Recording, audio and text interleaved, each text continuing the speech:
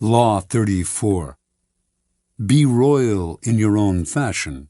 Act like a king to be treated like one. Judgment.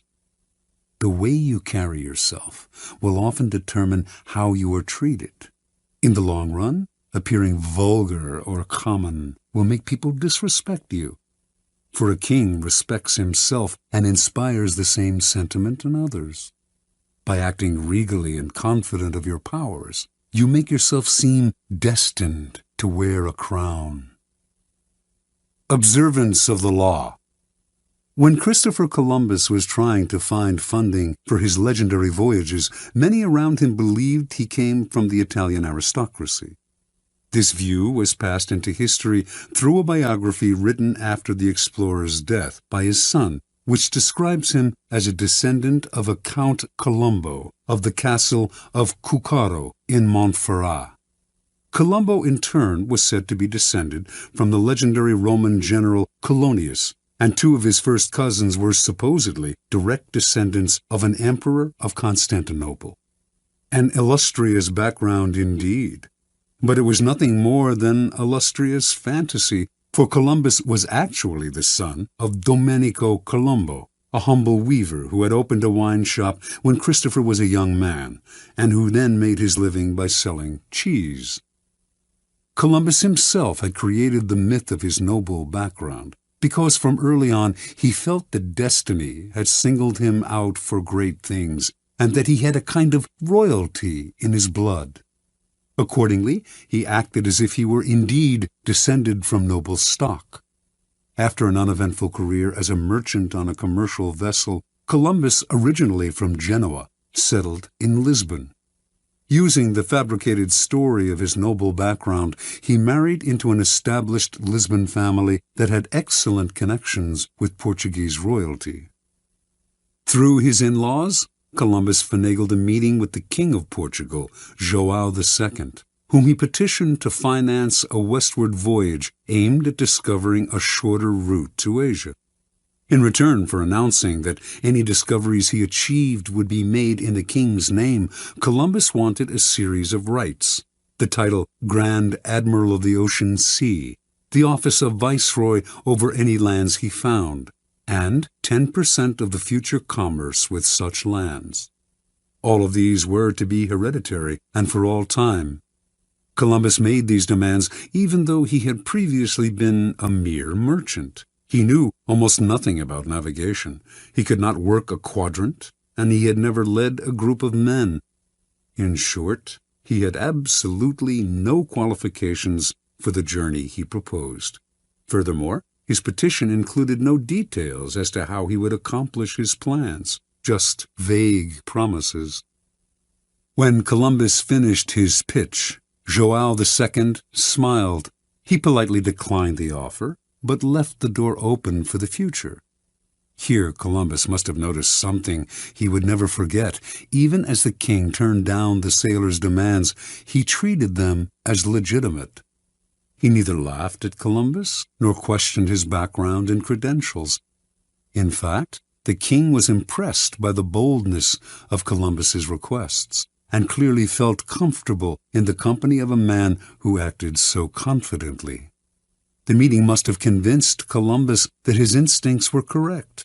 By asking for the moon, he had instantly raised his own status, for the king assumed that unless a man who set such a high price on himself were mad, which Columbus did not appear to be, he must somehow be worth it. A few years later, Columbus moved to Spain. Using his Portuguese connections, he moved in elevated circles at the Spanish court, receiving subsidies from illustrious financiers and sharing tables with dukes and princes. To all these men, he repeated his request for financing for a voyage to the West, and also for the rights he had demanded from João II. Some, such as the powerful Duke of Medina, wanted to help, but could not, since they lacked the power to grant him the titles and rights he wanted. But Columbus would not back down. He soon realized that only one person could meet his demands: Queen Isabella. In 1487, he finally managed a meeting with the Queen, and although he could not convince her to finance the voyage, he completely charmed her and became a frequent guest in the palace. In 1492, the Spanish finally expelled the Moorish invaders who centuries earlier had seized parts of the country. With the wartime burden on her treasury lifted, Isabella felt she could finally respond to the demands of her explorer friend, and she decided to pay for 3 ships, equipment, the salaries of the crews, and a modest stipend for Columbus. More important, she had a contract drawn up that granted Columbus the titles and rights on which he had insisted. The only one she denied, and only in the contract's fine print, was the 10% of all revenues from any lands discovered, an absurd demand, since he wanted no time limit on it. Had the clause been left in, it would eventually have made Columbus and his heirs the wealthiest family on the planet. Columbus never read the fine print. Satisfied that his demands had been met, Columbus set sail that same year in search of the passage to Asia. Before he left, he was careful to hire the best navigator he could find to help get him there.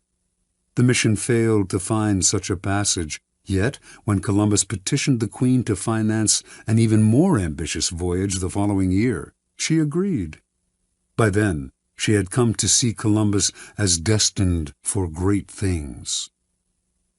Interpretation. Columbus had an amazing power to charm the nobility, and it all came from the way he carried himself. He projected a sense of confidence that was completely out of proportion to his means. Nor was his confidence the aggressive, ugly self-promotion of an upstart. It was a quiet and calm self-assurance. In fact, it was the same confidence usually shown by the nobility themselves. The powerful in the old-style aristocracies felt no need to prove or assert themselves. Being noble, they knew they always deserved more and asked for it. With Columbus, then, they felt an instant affinity, for he carried himself just the way they did, elevated above the crowd, destined for greatness. Understand, it is within your power to set your own price. How you carry yourself reflects what you think of yourself. If you ask for little, shuffle your feet, and lower your head, people will assume this reflects your character. But this behavior is not you. It is only how you have chosen to present yourself to other people. You can just as easily present the Columbus front, buoyancy, confidence, and the feeling that you were born to wear a crown. Keys to power. As children, we start our lives with great exuberance, expecting and demanding everything from the world. This generally carries over into our first forays into society, as we begin our careers. But as we grow older, the rebuffs and failures we experience set up boundaries that only get firmer with time. Coming to expect less from the world, we accept limitations that are really self-imposed. We start to bow and scrape and apologize for even the simplest of requests. The solution to such a shrinking of horizons is to deliberately force ourselves in the opposite direction, to downplay the failures and ignore the limitations, to make ourselves demand and expect as much as the child. To accomplish this, we must use a particular strategy upon ourselves. Call it the strategy of the crown. The strategy of the crown is based on a simple chain of cause and effect. If we believe we are destined for great things, our belief will radiate outward just as a crown creates an aura around a king. This outward radiance will infect the people around us, who will think we must have reasons to feel so confident. People who wear crowns seem to feel no inner sense of the limits to what they can ask for or what they can accomplish. This too radiates outward. Limits and boundaries disappear. Use the strategy of the crown, and you will be surprised how often it bears fruit. Take as an example those happy children who ask for whatever they want and get it. Their high expectations are their charm. Adults enjoy granting their wishes, just as Isabella enjoyed granting the wishes of Columbus.